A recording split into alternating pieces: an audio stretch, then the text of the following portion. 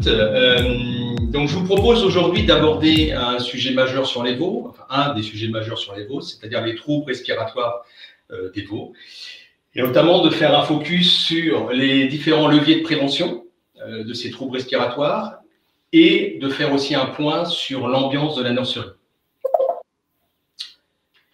Alors, il faut savoir que les troubles respiratoires se placent sur la 3e place du podium des causes de mortalité des veaux, en général, des veaux laitiers là, dans l'étude, là, mais si on parlait de veaux allaitants, ça serait un petit peu pareil. Un 3e place sur le podium, juste derrière les diarrhées infectieuses, qui embêtent les veaux jusqu'à environ 3 semaines, 1 mois, et puis sur la 1re place, la mortinatalité, c'est-à-dire la mortalité, vous le savez, mortinatalité, c'est la mortalité au vélage, lors de la naissance, et dans les quelques heures qui suivent la naissance. La morbidité, alors c'est un mot un peu barbare, mais la morbidité, ça veut dire le nombre de veaux malades lorsqu'on a un épisode de troubles respiratoires sur l'élevage. Donc cette morbidité, elle est souvent relativement élevée, et en moyenne, vous voyez, elle est de 25 à 30%. De même, la mortalité, selon les exploitations et selon la gravité de l'épisode qui passe de troubles respiratoires, oscille entre 3% et 9%. Alors, ça a des conséquences, ces troubles respiratoires, des conséquences à la fois économiques et zootechniques, si on veut en citer quelques-unes. Au niveau de l'économie, les pertes estimées en Europe par an sont estimées donc à 575 millions d'euros par an au niveau de l'Europe, avec un coût moyen sur un animal malade qui peut osciller entre 65 € si on parle plutôt de veaux laitiers, jusqu'à 120 € si on parle plutôt de veaux allaitants. Ça a aussi bien sûr un impact zootechnique. Le plus important des impacts à retenir, et vous savez de quoi je parle avant que je le dise, c'est le retard de croissance. Un animal qui est malade accuse un retard de GMQ, de gain moyen quotidien, entre 60 et 110 grammes par jour, en fonction de la gravité de ses symptômes. Différentes études aussi ont prouvé qu'un trouble respiratoire avant l'âge de 3 mois de vie, donc en bas âge, avait un impact sur, des conséquences sur la carrière future de la génisse laitière, qui va devenir vache laitière, notamment un recul de l'âge au premier vélage de 15 jours, d'accord, sur un seul trouble respiratoire. Donc quand on les enchaîne, et ça arrive assez fréquemment dans les élevages où on a des cas chroniques, cet âge va forcément reculer de beaucoup. Et une baisse de production qui oscille entre -2 et -4% de production laitière sur la première lactation. Il peut aussi avoir, dans certaines études, un impact sur la 2e lactation. Donc, du lait en moins produit dans la vie d'animal. Sans compter, bien sûr, je ne l'oublie pas, le stress pour les éleveurs, et puis le travail derrière à gérer l'épisode infectieux qui passe chez eux. Alors, il faut savoir que les bovins, ils ont une prédisposition naturelle aux maladies respiratoires. Pourquoi? Je vais citer 3 causes, il y en a plusieurs, mais je vais en citer 3. La capacité pulmonaire. La capacité pulmonaire des bovins est insuffisante par rapport à leur corpulence, à leur gabarit. Vous avez là sur un schéma une comparaison de 3 espèces, le cheval, l'homme et le bovin. Et toutes ces espèces sont ramenées pour pouvoir les comparer à un poids similaire de 500 kg, poids vif. On se rend compte que les bovins n'ont une capacité pulmonaire que de 12 litres, d'accord? Donc, elle est 3 à 4 fois, quasiment 4 fois, moins importante que celle du cheval, et 3 fois moins importante que celle de l'homme. Donc, un petit peu handicapé au niveau capacité pulmonaire, les bovins.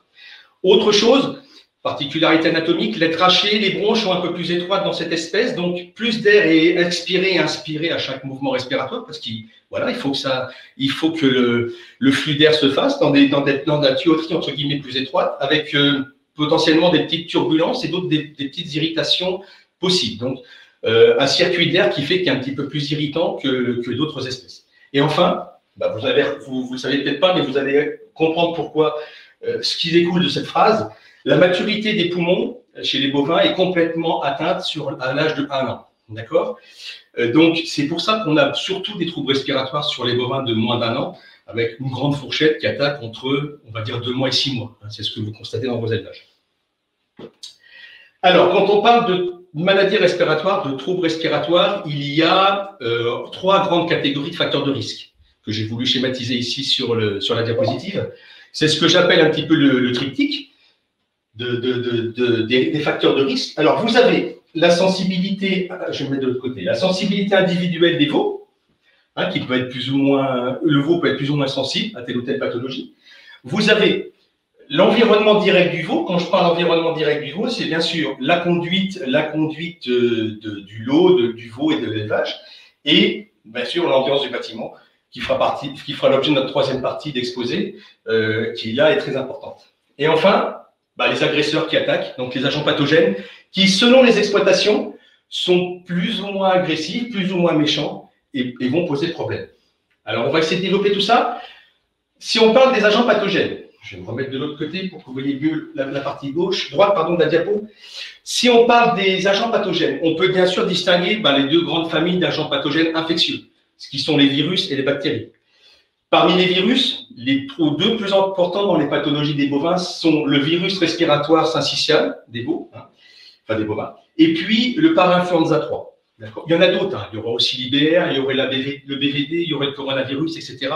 Mais les deux principaux qui nous embêtent sont quand même ceux-là. Et au niveau des bactéries, les deux grandes familles qui nous embêtent en troubles respiratoires sont les pasteurelles et les mycoplasmes. Sachez que souvent, il y a une association de malfaiteurs et ils s'y mettent à plusieurs. C'est-à-dire les virus sont souvent secondés par des bactéries. C'est souvent dans cet ordre-là. Les virus préparent le lit, les bactéries surinfectent les poumons. Et donc, on a une association de malfaiteurs sur les troubles respiratoires. Il n'y a pas que des agents pathogènes infectieux. Il y a aussi des agents physiques et chimiques, il faut y penser. Quand je parle physique, je pense notamment à la poussière. Plus il y a de la poussière dans le bâtiment, plus les bronches, etc. des bovins vont être irrités. Et c'est notamment par le paillage et la façon dont on paille une source importante de survenue de troubles respiratoires, enfin, au moins d'enclencher le système. Et je pense aussi aux agresseurs chimiques, c'est-à-dire l'accumulation de vapeur d'eau et d'humidité dans le bâtiment. On le verra avec l'ambiance bâtiment en troisième partie. Et les gaz nocifs. Les bovins vivent au milieu d'ammoniac qui sont issus de la litière, vivent avec du méthane qu'ils éructent quand ils sont ruminants ou pré-ruminants, et vivent aussi avec du CO2 qui se dégage dans un milieu relativement confiné, sans parler d'autres gaz. Donc voilà, c'est des gaz nocifs qui peuvent d'eux-mêmes agresser les poumons. Alors, revenons un petit peu juste pour détailler la sensibilité individuelle du veau, et nous le verrons dans le détail après, là, mais je veux juste planter le décor pour terminer sur ce triptyque. Sensibilité individuelle du veau, qu'est-ce qu'il y a derrière cela? Eh bien, il y a bien sûr l'immunité du veau. Quand je dis veau, c'est veau et génisse, bien sûr. L'immunité du veau qui peut être plus ou moins béton et qui peut être notamment mise à mal par différents stress. L'alimentation qui intervient beaucoup dans l'acquisition d'une immunité optimale, d'accord? Et surtout l'absence de carence qui pourrait poser problème. La gestion du parasitisme, là je pense bien sûr au parasitisme, pas herbagé, mais le parasitisme en bâtiment, le parasitisme d'intérieur qui peut mettre à mal, spolier et affaiblir les animaux. Et puis la vaccination, vous savez, comment renforcer l'immunité? Une solution, c'est vacciner, notamment contre les troubles respiratoires, c'est le sujet qui nous occupe. Si on parle de l'autre côté, du côté de la conduite, et de l'environnement et du bâtiment, qu'est-ce qu'il y a derrière? L'hygiène en général, l'allotement et la conduite des veaux, donc la façon d'alloter et comment les conduire techniquement, qu'est-ce qu'on fait comme acte autour des veaux, des notions de biosécurité, bien sûr, et on y revient, c'est l'objet de notre troisième partie tout à l'heure, le bâtiment, sa ventilation, son ambiance. Avant de détailler ces différentes choses en moyens de prévention qui font l'objet de la troisième et deuxième partie, je veux finir les quelques diapos un petit peu généralistes, bien que ce ne soit pas généraliste, vous allez voir, sur les troubles respiratoires, c'est-à-dire aborder le traitement et les symptômes. Donc, au niveau des symptômes, chose importante, les premiers symptômes d'un épisode respiratoire qui va venir, c'est une montée en température, une hyperthermie et une baisse de l'appétit, avec des animaux un petit peu plus léthargiques, un petit peu plus mous.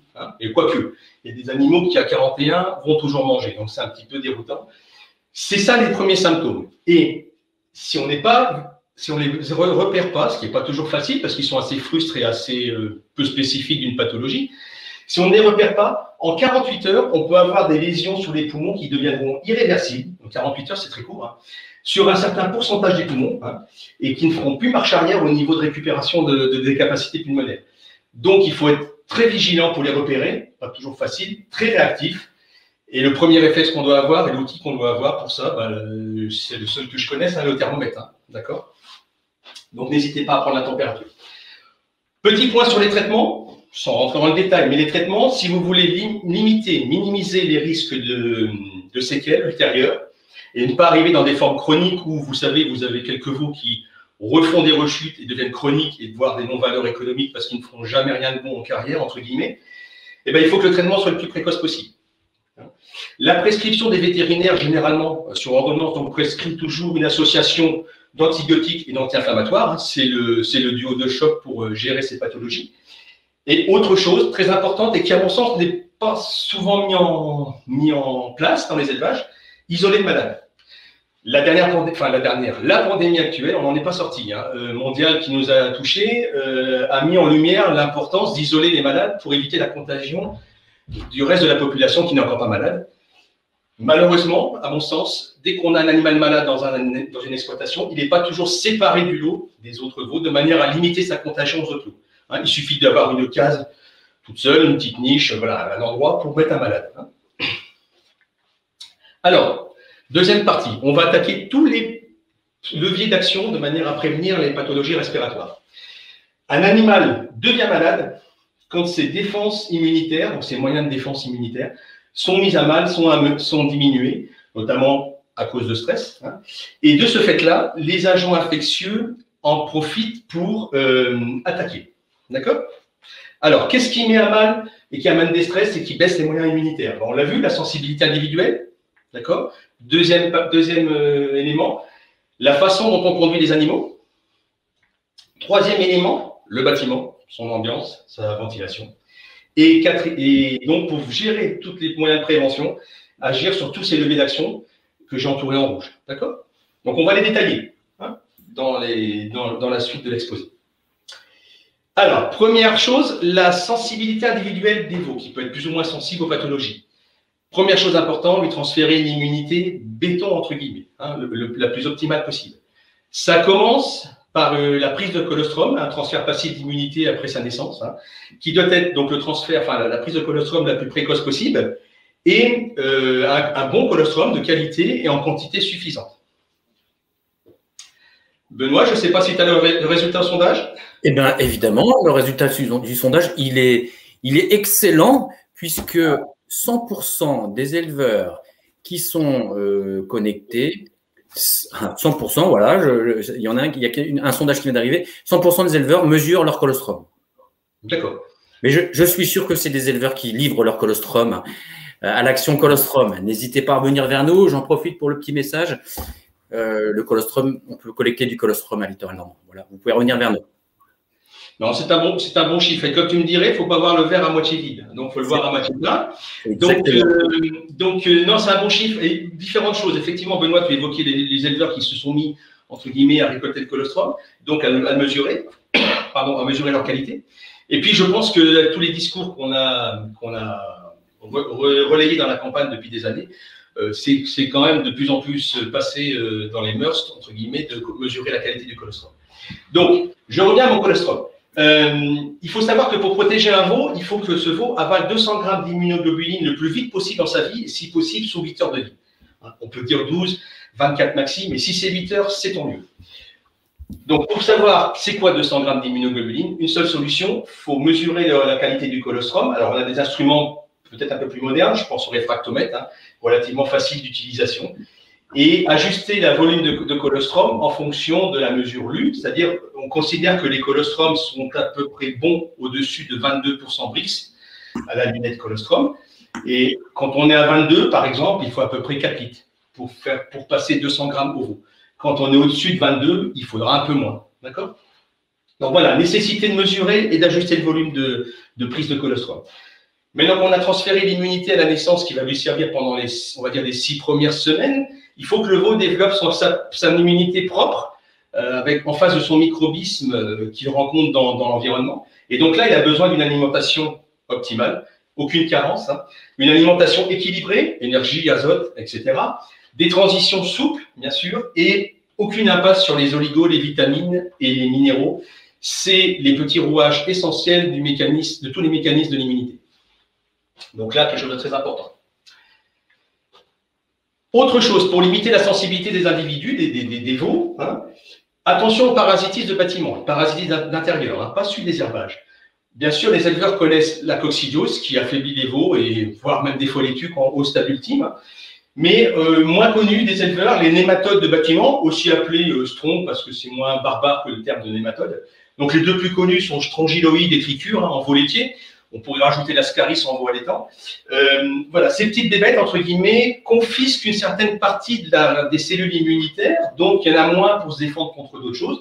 En plus, ils modulent un peu les systèmes de l'immunité. Donc tout ça fait que les veaux qui sont très parasités par ces choses-là ont une sensibilité augmentée aux autres infections, aux autres agents infectieux autres que les parasites, c'est-à-dire les virus et les bactéries. Et c'est justement ce qui nous occupe dans les pathologies respiratoires. Dernier point, pas de BVD, pas de circulation de BVD, donc du virus de la maladie BVD, hein, bovine viral disease en anglais. Pas de circulation de BVD parce que c'est un agent, c'est un virus immunosuppresseur, d'accord, et en plus qui s'attaque aux poumons, enfin à toutes les muqueuses, hein, de digestives aussi, mais aux muqueuses respiratoires, donc c'est un cofacteur des troubles respiratoires. Autre point, vous le savez, on peut vacciner contre les troubles respiratoires de manière à augmenter l'immunité des veaux et de diriger contre tel ou tel agent qu'on a plus chez soi que par rapport au voisin qui n'a pas cela, entre guillemets. Mais alors, quel vaccin choisir? Avant tout vaccin, enfin, tout protocole de vaccination mis en place, chose importante, un diagnostic précis. Il faut mettre en adéquation ce qu'on a chez soi et ce que fait le vaccin. Donc, le diagnostic précis passe par différents tests. Je vous ai mis les principaux. L'écouvillon nasal, depuis quelques mois, malheureusement, tout le monde sait maintenant de quoi on parle. Donc, l'écouvillon nasal. L'aspiration transtrachéale, on va mettre un petit peu de produit, le récupérer un peu plus profondément dans les poumons. Ça permet d'aller chercher des germes un peu plus en profondeur dans les poumons et pas seulement dans les bronches, la gorge ou la trachée. L'autopsie, très important l'autopsie. Le vétérinaire, quand il pratique une autopsie, à la vue des lésions, la façon dont sont les lésions, sont visibles des lésions, leur couleur, leur localisation, on peut déjà suspecter tel ou tel agent pathogène. Et avec quelques prélèvements sur ces lésions, qu'on met en bactériologie ou en virologie, on a les agresseurs en face de soi. Et enfin, la sérologie, c'est-à-dire, a posteriori, voir s'il y a une séroconversion à tel ou tel agent pathogène par synthèse d'anticorps au bout de 3 semaines parce que l'agent pathogène est passé. D'accord? Voilà les principaux tests.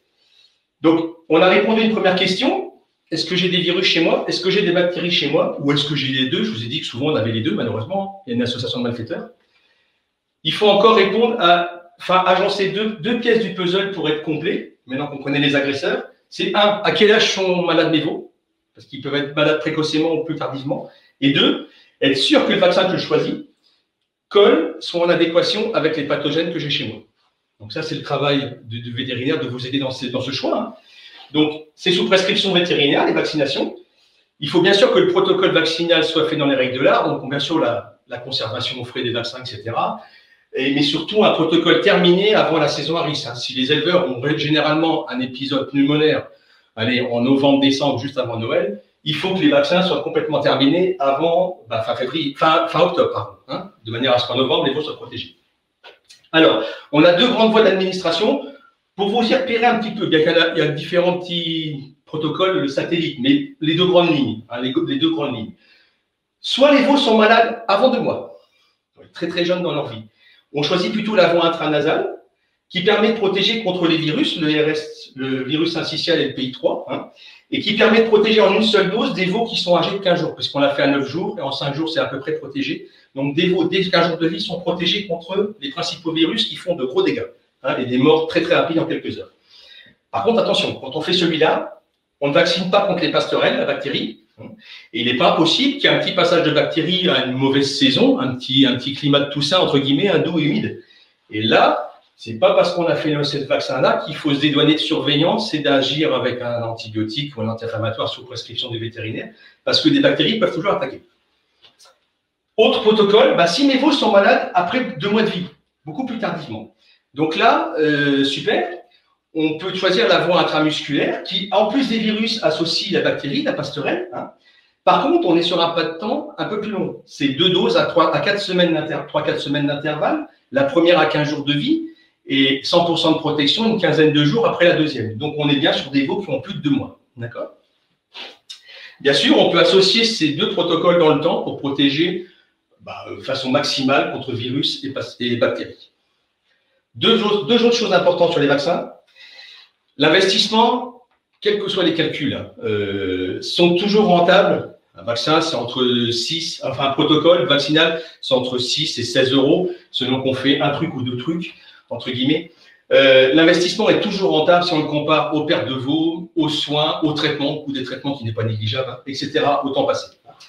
Autre chose, la vaccination, on ne peut pas se reposer que sur elle. Si on fait une vaccination mais qu'on ne gère pas les autres paramètres de prévention des troubles respiratoires, la conduite et le bâtiment, je pense surtout à ça, et ben le vaccin ne fera pas tout et on peut être déçu par le vaccin. Parce qu'on en attend trop par rapport à ce qu'il peut vraiment faire. Autre point, l'utilisation des médecines complémentaires pour prévenir les troubles respiratoires. Donc sachez que c'est un plus indéniable. Je pense notamment aux huiles essentielles et aux plantes. Alors, deux systèmes très simples de prévention. Les huiles essentielles par olfaction, par dépôt d'huile essentielle sur des supports de diffusion, donc par exemple des éponges ou des petits bouts de bois poreux sur lesquels on met les huiles et qu'on met à l'intérieur de boîtes perforées en plastique, que ce soit des boîtes comme ça carrées style électricité ou des tubes comme ça plastiques. Ou alors, l'autre moyen, c'est d'utiliser des compléments alimentaires qui contiennent des plantes ou des huiles essentielles, par exemple le respinat de Nature Élevage, qui contient de l'eucalyptus et du thym sur une base d'argile. Voilà, donc ça, c'est un moyen de prévention non négligeable qui vaut le coup d'essayer. On a fini avec la sensibilité des veaux. On passe au deuxième élément, la conduite des veaux. Alors là, ne pas mélanger les âges. Ça, c'est une chose connue. Les petits veaux en bas âge, donc en dessous d'un mois, bien sûr, logement individuel complètement séparé du logement collectif. C'est comme ça qu'on construit des nouvelles nurseries. Il y a souvent un mur physique. D'ailleurs, vous aurez aussi tout à l'heure pourquoi. Il y a aussi des notions de volume qui sont différentes entre les différents âges. Donc, généralement, les nurseries, c'est un local spécifique petit veau avec des plafonds plus bas et le local, enfin la pièce entre guillemets, pour les veaux en collectif, alors séparés en fonction des tranches d'âge, mais voilà, 2 pièces séparées. Faire des lots homogènes, idéalement entre le veau le plus jeune et le veau le plus vieux d'un même lot, 3-4 semaines maximum, c'est bien. Des fois, on voit un peu plus, mais si on pouvait venir 3-4 semaines, ça serait bien. Et puis, respect de la densité animale. Les lots, c'est 5, 6, 7, 8 veaux maxi, pas plus. Enfin, biosécurité. Bien sûr, tout veau qui rentre ou tout animal qui rentre sur la ferme, même si on ne parle pas exclusivement de la nurserie, c'est une quarantaine. On ne sait pas ce qu'elle peut amener comme agent agresseur. Donc, quarantaine pour être sûr que tout se passe bien dans les quelques jours qui suivent l'introduction. Limiter les intervenants dans la nurserie. D'accord ? C'est pas la peine de tous aller dans la nurserie. Donc, il faut vraiment limiter au strict nécessaire. Et quand on y va dans la nurserie, les agents extérieurs de la ferme, voire même les éleveurs aussi, pédiluve. Et ça, c'est encore quelque chose qu'on voit assez rarement, à mon sens. Autre chose sur la conduite, l'hygiène irréprochable. Faut un curage tous les 3-4 semaines maxi. En fonction, si la température de palier dépasse 36, il faut y aller, faut curer. Faut une désinfection entre chaque lot, voire une désinfection plus poussée si le bâtiment ou une case du bâtiment, on peut tourner par case, se libère complètement, qu'il y a moins de veaux à cette époque-là. Une bonne désinfection complète une fois par an quand les vélages sont quand les lots de veaux sont un peu moins rapides à arriver. Attention à la poussière, je l'ai dit tout à l'heure, donc à la façon de pailler. Et puis, autre chose importante, tondre la ligne des veaux pré-ruminants, donc après 6 semaines d'âge, ça permet de réduire, la ligne du dos des veaux, pardon, ça permet de réduire de 10 à 15% les risques de troubles respiratoires. Benoît, est-ce que tu as une réponse au questionnaire? Exactement. Donc, à la réponse, tondez-vous le dos de vos veaux, 90% tondent les veaux, le dos des veaux. Donc c'est très bien. J'en profite pour remercier notre président qui a posé sa question. Je l'attendais avec impatience, mais n'hésitez pas, vous pouvez poser des questions qui seront traitées en fin de séance. D'accord, merci Benoît. Donc voilà, 10 à 15%, ce n'est pas un levier négligeable d'activer ce levier pour éviter les troubles respiratoires. Dernière chose pour la conduite, limiter tout le stress, et notamment le cumul de stress, et je pense autour du sevrage. Qui dit stress dit synthèse de cortisol, dit immunosuppression, parce que le cortisol est immunosuppresseur. Donc attention au cumul de stress, notamment autour du sevrage. C'est vrai que la semaine qui suit le sevrage, c'est peut-être pas le moment de les changer de bâtiment. On peut attendre une semaine de plus dans le même bâtiment, de les changer de concentré ou de fourrage, de les changer de l'eau avec la hiérarchie sociale. de trop les manipuler pour une raison X ou Y, hein, un vaccin, un vermifuge, un écornage qui n'aurait pas été fait avant cela, bien qu'il aurait dû être fait avant cela. Enfin, ça dépend de l'âge du sevrage, je voulais me dire. Mais si, quand même. Généralement, on le fait avant. Voilà, ne pas cumuler les stress, d'accord? Dernier point de la conduite, éviter le confinement des animaux. On va le voir dans la dernière partie. Hein. Qui dit confinement d'animaux dit accumulation d'humidité, de vapeur d'eau, de gaz nocifs que j'ai évoqué tout à l'heure en introduction. Et ça fait une ambiance à risque, hein, donc voilà, une ambiance délétère. Éviter les courants d'air, vous allez voir, on va voir tout à l'heure que les courants d'air changent la température ressentie hein, par rapport à la température de l'air ambiant réel. Et une certaine neutralité thermique du bâtiment. Il ne faut pas prendre trop d'écart, hein, on va le voir tout à l'heure aussi. Donc ces trois éléments-là font partie de la troisième partie, du petit 3, qui est l'ambiance et la ventilation du bâtiment. Voilà, donc on va attaquer la troisième partie, qui est l'ambiance et la ventilation du bâtiment. Donc, c'est le premier facteur de risque des troubles respiratoires quand il y a un défaut d'ambiance dans le bâtiment. Et pour maîtriser l'ambiance du bâtiment et qu'elle soit optimale, il faut maîtriser pas mal de facteurs. Hein. J'en ai mis 6 là, hein, mais il y en aurait d'autres. On aurait pu rajouter la lumière, etc. Mais au moins les 6 importants, la luminosité. Mais au moins les 6 importants là. Je les cite et après on les développe juste derrière. La bonne orientation du bâtiment, la surface disponible par veau, le volume par veau disponible, le confort thermique et l'isolation, j'ai déjà évoqué un petit peu tout à l'heure, le renouvellement d'air, très important, hein, et ce renouvellement d'air doit se faire sans courant d'air. Élément aussi très important. Alors, on va détailler un petit peu tout ça. L'orientation du bâtiment, premièrement. C'est toujours un compromis entre j'oriente le long pan, donc les grands longs pans de mon bâtiment, perpendiculairement au vent dominant, de manière à profiter de l'effet vent sur le bâtiment et de la ventilation par l'effet vent. Et l'autre compromis, c'est je cherche un petit peu la course du soleil, parce que le soleil, c'est bien aussi.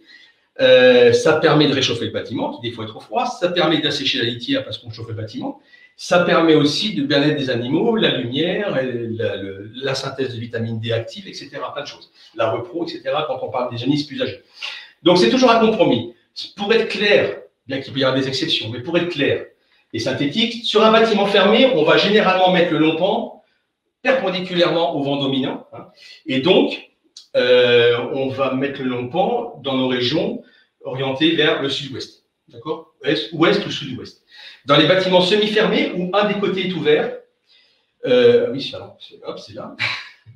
Dans les bâtiments semi-fermés, où un des côtés est ouvert, on cherche à suivre la course du soleil, hein, et donc on oriente plutôt ce côté ouvert au sud-est, tout en ne se privant pas malgré tout, donc on peut varier un petit peu l'angle, des vents dominants qui vont arriver sur le côté fermé. D'accord? Au niveau de la surface, deuxième chose sur la nurserie, surface, la surface nécessaire par veau dépend du poids du veau, hein, qui va augmenter au fil des mois. Pour les petits veaux, on peut être sur 1 mètre carré, 1 mètre carré et demi, et sur des plus gros veaux, 2 mètres à 3 mètres carrés. Hein. Donc, pour retenir un chiffre moyen sur des veaux qui ont plus d'un mois, il faut retenir 2,5 mètres carrés par veau. D'accord? Vous avez des normes beaucoup plus précises, si vous avez besoin, dans tous les documents de l'Institut de l'élevage. Le volume. Alors, le volume d'air nécessaire à un veau dépend de son âge. Quand il faut 7 à 9 mètres cubes pour un veau qui a moins de 3 semaines, il faut le double, 15 à 18 mètres cubes pour un veau qui a 4 à 6 semaines. D'accord? Et au-delà de 6 semaines, ça peut être plus, 20, 25, si on arrive à des génisses jusqu'à l'IA. Hein. Donc, vous voyez bien, il y a une incompatibilité de logement. Je l'avais déjà évoqué tout à l'heure. Il faut séparer le logement du premier âge du logement du deuxième âge parce qu'il y a une incompatibilité de volume au-dessus des veaux nécessaires. Ceux-là, si on les met dans ce volume-là, auront trop froid. Et ceux-là, si on les met dans ce volume-là, n'auront pas assez de réserve d'air pour que l'ambiance se passe bien. Donc, séparation du logement premier âge et du logement deuxième âge. Et s'il fait froid, à cause du volume d'air au-dessus du dos du veau, hein, il y a des systèmes que vous connaissez. Hein. Quand on est en case individuelle, on peut au moins fermer les 2/3 supérieurs du plafond, entre guillemets, des cases individuelles par une planche de contreplaqué avec un petit peu de paille en plus. Hein. Et quand on est en case collective, on peut faire des plafonds amovibles. On va y revenir, des faux plafonds amovibles. On va y revenir tout à l'heure. La température. La température de confort au-dessus duquel le veau est bien ou pas bien ou commence à brûler des calories pour maintenir sa température corporelle. Hein. La zone de confort climatique acceptable basse, c'est-à-dire en vert ici, diminue avec l'âge des veaux. Je vous ai remis ça en synthétique ici. Un veau nouveau-né en dessous de 5 degrés, il commence un petit peu à souffrir. Un veau qui a 1 mois, ça va être 3 degrés. Un veau de 3 mois et plus, le moins 5, il peut le supporter. D'accord? Pourquoi que les petits veaux sont si vite mis en danger au niveau de la température? C'est que la puissance de chauffe d'un veau est très limitée. C'est 60 watts. Il n'est encore pas ruminant. Hein. C'est un monogastrique au démarrage, bien sûr. Il a une puissance de chauffe de 60 watts. C'est une ampoule électrique. Hein. Contrairement aux adultes, hein, je pense à sa mère, qui a une puissance de chauffe avec un rumen qui fermente en pleine activité de 1200 watts. Hein. C'est un sèche-serviette. Hein. Okay, donc c'est ce dégagement de chaleur corporelle qui diffère et qui rend plus sensibles les veaux et de moins en moins sensibles en fonction que l'âge augmente et que la rumination se met en route. Donc pour le confort thermique, attention aux écarts de température entre le jour et la nuit. Idéalement, moins de 10 degrés de décalage entre le jour et la nuit. Alors on peut mesurer ça avec des stations, hein, style Winat, station météo Winat, qu'on peut mettre dehors et deux dans le bâtiment, une dehors, une dans le bâtiment. C'est ce qu'on fait quand on fait un diagnostic bâtiment. Hein. De manière à avoir à la fois l'enregistrement des températures extérieures, intérieures, le delta, et en plus, on ne s'en prive pas, ça fait aussi l'hygrométrie, donc c'est très bien. Attention aux retombées d'air froid, j'ai mis un exemple là, hein, les bardages qui descendent assez bas et qui n'ont pas une hauteur de mur avant le bardage suffisante, avec des vents dominants qui arriveraient sur ce bardage, et ben les vents peuvent rentrer, enfin peuvent facilement être à l'horizontale du dos des veaux et avec un ressenti température un peu plus basse. Donc voilà, il ne faut pas se fier que sur la température de l'air. Des choses font que la température ressentie peut être diminuée. Je pense notamment à l'humidité et au courant d'air, hein, qui fait un effet d'évaporation au niveau du poil. C'est pour ça qu'on tourne la ligne des dos des veaux. Et aux parois froides, qui par un effet conduction, fait perdre de la chaleur aux veaux. Alors j'ai expliqué ça par deux diapos, enfin une diapo ici, l'effet convection et l'effet conduction. Faut rester simple. Hein. Quand on a un air froid, le veau perd bien sûr de la chaleur par convection au contact de cet air froid. Il y a l'échange avec l'extérieur.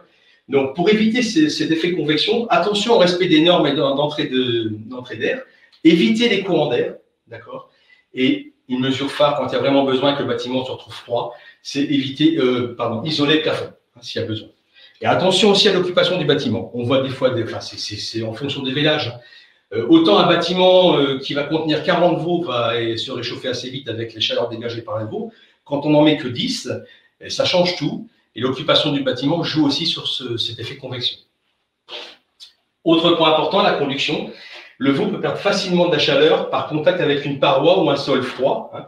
Donc attention à l'épaisseur de litière. Idéalement, même dans les cases individuelles, en case, un petit calgotis, c'est pas mal pour isoler de la fraîcheur du sol. Et isoler les parois froides, hein, où on peut avoir de la perte de chaleur. Idéalement, bien sûr, il faudrait les isoler par l'extérieur, mais si ce n'est pas possible, on peut isoler par l'intérieur aussi, ne serait-ce qu'une planche de bois qui a un isolant thermique, qui double paroi en béton, entre guillemets, ou en agneau, ça fait déjà du travail. Alors, quand il y a trop de fraîcheur, j'y reviens comme je vous l'avais dit, que je reviendrai tout à l'heure, faux plafond, quand il y a des murs au fond des cases, c'est facile, faux plafond amovible sur charnière, qui monte et qui descend avec de la paille par-dessus, grâce à une poulie et qui permet de curer sans problème le bâtiment. Quand on est dans un bâtiment où il y a un couloir d'alimentation de chaque côté, c'est souvent ici des cornadis et des seaux et le dalle, et de l'autre côté la distribution de paille, c'est un peu plus compliqué de faire ça parce qu'on n'a pas de mur, mais il y a des solutions, hein, bien sûr. Essayez de faire une petite niche, une zone de cocooning thermique, entre guillemets. Donc un faux plafond, rendre opaque une partie des barrières latérales par une planche de bois, hein, contreplaqué marine par exemple, et puis faire une bavette en caoutchouc ou en plastique translucide qui retombe sur la hauteur de paille où elle est distribuée. Hein. Ça fait une petite zone de confort thermique. Avant-dernier point, renouveler l'air. Il faut de l'air, bien sûr, pour chasser la vapeur d'eau, chasser les gaz nocifs, mais il ne faut pas de courant d'air. L'erreur la plus fréquente que l'on voit, c'est on a peur du froid, on ferme tout. On ferme les entrées, on ferme les sorties d'air. Le bâtiment, c'est une cocotte minute fermée. Rien ne s'échappe, tout macère. Donc, il n'y a pas de renouvellement d'air. Il y a accumulation notamment de vapeur d'eau. Je ne parle pas des gaz, mais au moins de la vapeur d'eau. Le poil des animaux est mouillé. Et si en plus, il y a courant d'air, là, ils ne vont vraiment pas être bien. Donc, le renouvellement d'air, il y a des normes. Hein. Vous retrouvez ça dans les documents aussi de l'Institut de l'élevage. Hein. Ça dépend si le bâtiment est monopente, bipente ou monopente. S'il est complètement fermé ou ouvert sur un côté, je vous ai mis un exemple, un bâtiment, une nurserie classique qu'on construit actuellement, bâtiment fermé, bipente, avec des entrées en hauteur, hein, Voilà, les normes d'entrée pour des veaux de 150 kg, c'est à peu près 0,008 m² par veau au niveau des entrées et 0,04 m² par veau au niveau des sorties. C'est des mètres carrés libres, sans obstacle. Hein. Donc, quand on a du bardage, quand on a fait des brisevents, il y a des coefficients multiplicateurs par rapport à ces entrées libres. D'accord. Donc, les entrées, bah, je ne vous apprends rien, hein, c'est juste pour être complet, pardon. Les entrées se font généralement par le bardage en bois, par des tôlages dorés, des filets brisement. Et les sorties, faîtières, classiques. Dans les bâtiments un peu larges, des relais de ventilation peuvent être faits par un décrochement des tôles de toiture, ce qu'on appelle des écailles. Hein. Et si besoin, on peut mettre aussi des cheminées. Il ne faut pas se priver dans un diagnostic bâtiment de faire un fumigène. Hein. Ça permet de visualiser les courants d'air, les circuits de l'air, son renouvellement, est-ce qu'il monte bien, est-ce qu'il s'évacue bien. Il faut savoir que quand on fait un fumigène et que le bâtiment ventile bien, la fumée doit être évacuée entre 2 et 5 minutes. Pardon. Et dernier point sur le bâtiment, absence de grand courant d'air. C'est-à-dire, il ne faut pas plus de 0,25 mètres par seconde dans l'environnement proche du veau, ce qui est relativement très faible. Hein. C'est-à-dire que si vous, dans l'environnement proche du veau, vous allumez votre briquet, la flamme ne doit pas vaciller. Hein. Elle peut vaciller quand vous vous rapprochez du bardage du bardage du bâtiment, mais dans l'environnement proche du veau, il ne faut pas qu'elle vacille. Donc attention aux entrées d'air parasites, je pense notamment aux entrées d'air sur les portes, ou aux entrées d'air aux jonctions entre portes et murs, hein, et cloisons, et n'hésitez pas à mettre des bavettes notamment, ou tout autre système.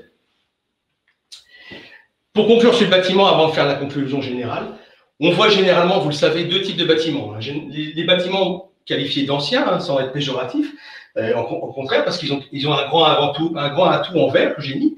Les bâtiments anciens, les anciennes étables où les plafonds sont relativement bas, on a peu de réserve de volume d'air et généralement les entrées d'air et les sorties d'air ne sont pas toujours tip-top et donc on a un défaut de renouvellement. Par contre, ces bâtiments-là, de par l'épaisseur de leurs murs, sont généralement très très bien isolés thermiquement et il y a peu de delta de température entre le jour et la nuit.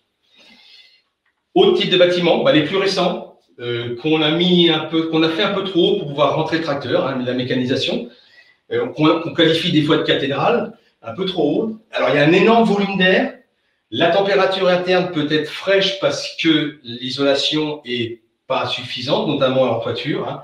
Et selon l'orientation du bâtiment dans son environnement et surtout sa largeur, les entrées et les sorties, le renouvellement d'air peut être perturbé. Hein. La largeur embête l'effet vent, il y a des bâtiments trop larges, et l'environnement direct du bâtiment, les obstacles naturels, les haies, les silos, les collines, etc., l'orientation en général, fait qu'on peut avoir un défaut de ventilation. Donc, que ça soit dans ce cas-là ou dans ce cas-là, sachez que des aménagements sont possibles. Hein. Bien sûr, il faut les faire qu'après avoir fait un diagnostic d'ambiance complet. D'accord. Alors, Littoral Normand peut vous aider dans ce diagnostic. Hein. Il y a une équipe spécialisée bâtiment, diagnostic bâtiment. Et des aménagements sont possibles, notamment, alors, idéalement en statique, c'est-à-dire sans mettre en route de mécanisation, hein, de ventilo. Mais si ce n'est pas possible en statique, la dernière solution, c'est le dynamique, donc mettre des ventilateurs, entre autres. Ou des gaines avec du pulsage en négatif ou en positif. Ça, c'est un autre sujet qui serait beaucoup trop long à aborder.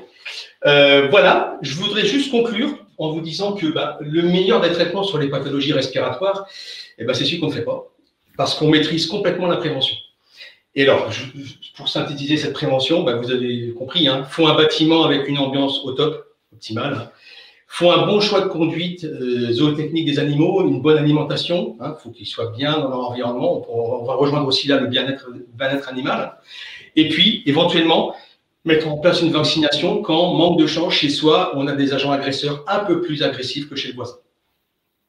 Voilà, je vous remercie de votre attention. Je repasse la parole à Benoît et je me tiens à disposition pour les réponses. Aux questions, pardon. Merci Jean-Michel pour cette intervention avec plein de choses précises. J'ai même vu que tu avais révisé un petit peu ton anglais sur une des diapos. Donc, bravo Jean-Michel. Ouais, je ne sais pas de quoi tu parles, mais c'est pas grave. Alors, les questions, il y a des questions. Avant de poser les questions, pardon, nous avons une petite information. Vous pouvez retrouver ces replays via le site Littoral Normand qui va vous reconduire sur notre chaîne YouTube. Voilà, Jean-Michel boit un petit coup. Première question. Une question de Myriam. À partir de quel âge et quels produits utiliser pour gérer le parasitisme des veaux? À partir de quel âge et quels produits utiliser pour gérer le parasitisme des veaux? Alors, je vais faire une partie de la réponse très précise et une partie un peu plus floue, mais que je vais répondre quand même, hein, mais sans citer de nom de marque, je veux dire. Hein. Alors, à partir de quel âge? Alors, si on a des enfants allaitants et qu'on a des ascaris, qui est fréquent, c'est le pic d'excrétion, c'est un mois et demi. Hein. Donc, généralement, on fait une dose de vermifuge vers un mois de vie, même 3 semaines de vie. Mais les ascaris, c'est plutôt chez les allaitants. Il y en a moins chez les laitiers. En veau laitier, c'est les strongyloïdes et les trichures. Donc, les strongyloïdes, ils attaquent, allez, on va dire, entre 1 mois et 3 mois de vie. Et les trichures, c'est après 4 mois. Donc, quand on a ces parasites-là, il faut savoir si on les a ou pas. Parce que si on les a pas, c'est rien de dépenser de l'argent sur des choses inutiles et de mettre des produits chimiques sur des choses qu'on n'a pas chez soi. Donc, passer par une copro, hein, une copro de quelques animaux pour savoir si on en a ou pas. En gros, quand on fait des études dans les départements normands, on trouve 30-32% des élevages qui en ont. Donc, un tiers en ont, il faut quand même s'en occuper. Et donc, pour revenir au traitement, donc, une première dose sur la fenêtre d'attaque des strongyloïdes, donc entre 1 et 3 mois, donc une dose vers 1 mois et demi, 2 mois. Ça dépend aussi si on les met rapidement en case collective, et là, ça va aller plus vite, ou si on les tient plus longtemps en case individuelle, où la contamination va être plus ralentie. Hein, ça dépend aussi du temps en case individuelle. Et puis une autre plus tard vers les trichures. Plus tard pour les trichures, après 4 mois. Hein. Donc, généralement, on fait une dose, allez, si on veut schématiser, hein, mais après, il faut affiner à l'élevage.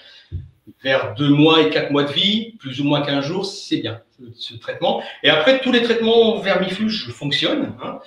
C'est-à-dire, les traitements par la bouche, hein, ça peut suffire, c'est moins rémanent, ça peut suffire.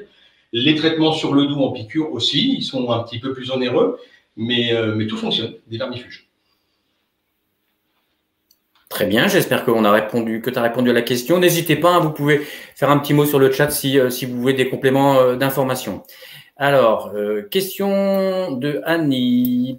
Alors, serait-il possible d'avoir une checklist des éléments à vérifier dans sa nurserie par ordre d'importance de l'apparition des problèmes respiratoires? Et j'en profite aussi pour remercier Annie. Elle nous félicite, elle te félicite sur l'intervention claire. Voilà, Jean-Michel.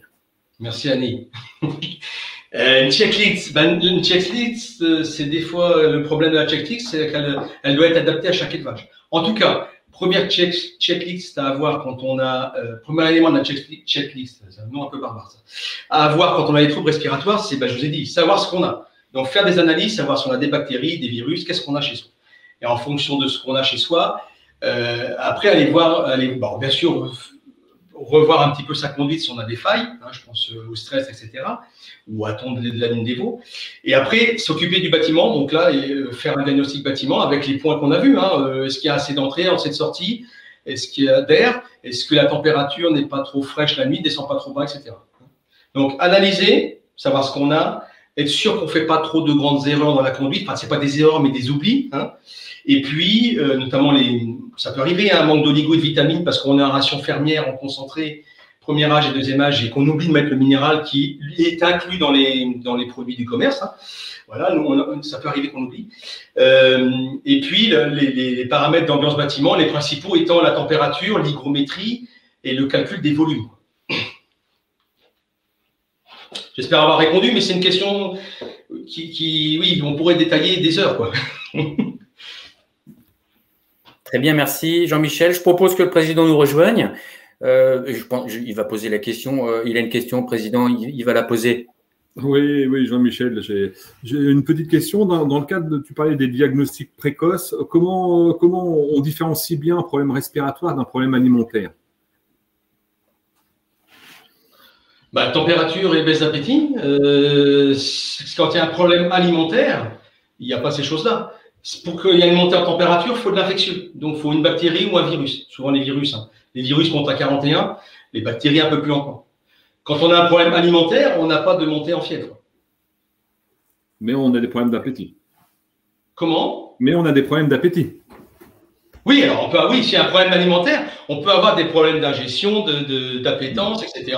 Voire, oui, alors je vois à quoi vous pensez, voire un déséquilibrage, donc une subacidose qui favorise la coccidose, des choses comme ça. C'est ça que vous pensiez? Oui, tout à fait. Ouais, d'accord. Mais là, on est purement sur de l'alimentaire qui modifie la flore et qui n'est pas censé faire à elle toute seule des troubles respiratoires, si ce n'est malgré tout quand même qu'elle affaiblit l'animal. Hein.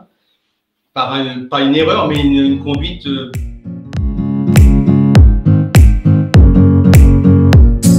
Merci d'avoir regardé cette vidéo. Si vous souhaitez en découvrir plus, abonnez-vous sur notre site ou lâchez un petit pouce bleu. À bientôt.